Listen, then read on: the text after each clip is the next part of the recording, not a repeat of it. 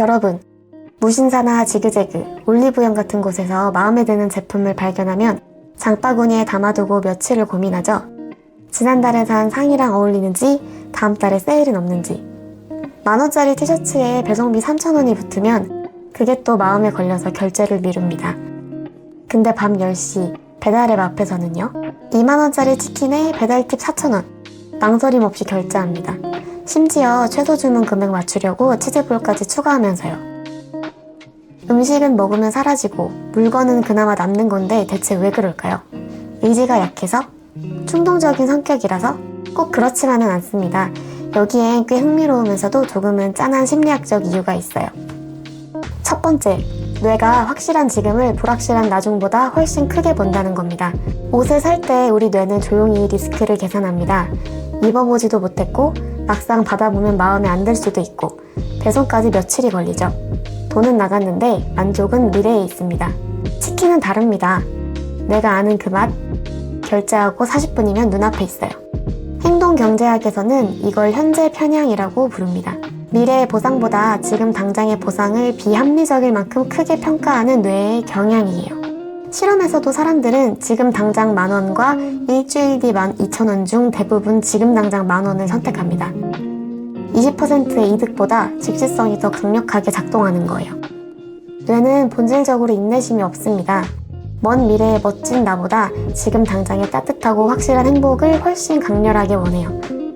배달앱 앞에서 우리가 빠르게 결제하는 건 충동이 아니라 뇌가 가장 확실한 보상을 선택한 결과입니다. 두 번째는 행동경제학의 심리적 회계입니다.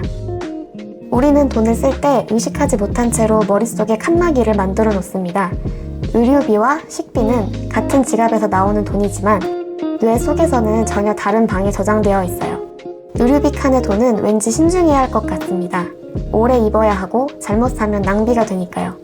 반면 오늘 하루 버티고 나서 야식으로 쓰는 돈은 다른 의미를 가집니다. 위로비에 가깝죠. 직장 상사한테 한 소리 듣고 꽉 막힌 지하철로 겨우 퇴근한 오늘 20,000원짜리 치킨이 주는 행복은 그 어떤 쇼핑보다 가성비가 좋게 느껴집니다. 노벨 경제학상을 받은 행동경제학자 리처드 탈러는 이렇게 말했어요. 사람들은 돈의 출처와 용도에 따라 전혀 다른 기준으로 소비를 판단한다고.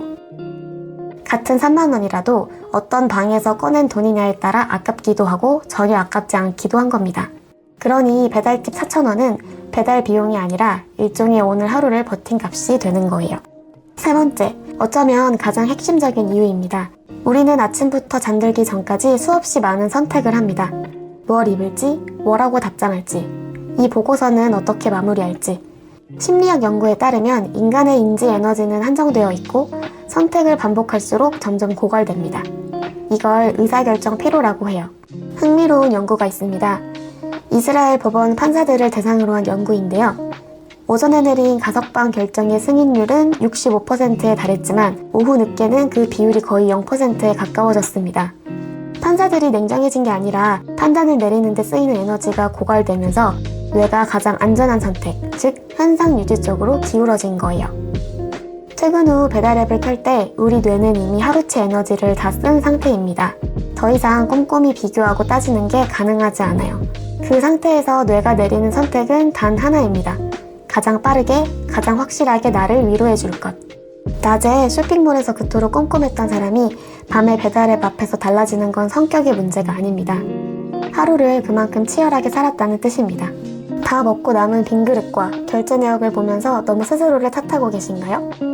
낮에 배송비 3,000원을 멈칫했던 것도, 밤에 배달팁 4,000원을 아무렇지 않게 눌렀던 것도 사실 같은 뇌가 그날의 상황에 맞게 내린 합리적인 선택이었습니다.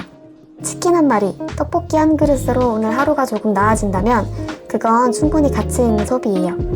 몸이 지쳤을 때 잠을 자듯 마음이 지쳤을 때 맛있는 걸 먹는 것도 당연한 회복의 방식입니다. 하지만 꽤 자주 배달앱에 손이 간다면 한 번쯤 생각해보세요.